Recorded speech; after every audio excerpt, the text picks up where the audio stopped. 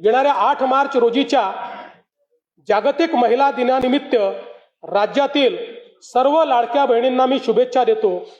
मुख्यमंत्री माझी लाडकी बहीण ही योजना अशीच सुरू राहणार आहे व या योजनेकरता आवश्यक ती भरीव तरतूद करण्यात आलेली आहे।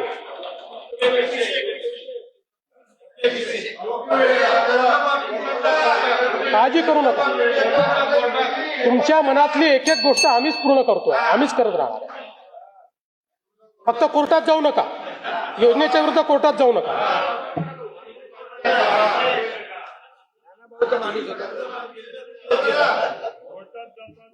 सध्या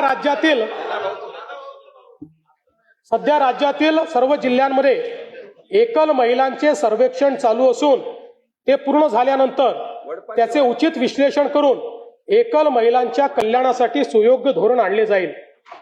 महाराष्ट्र ग्रामीण जीवनोन्नती अभियानाअंतर्गत आतापर्यंत सुमारे 37 लाख लखपती दिदी झाल्या आहेत। सन 2026-27 मध्ये आणखी 25 लाख बहिणींना लखपती दिदी करण्याचे उद्दिष्ट आहे।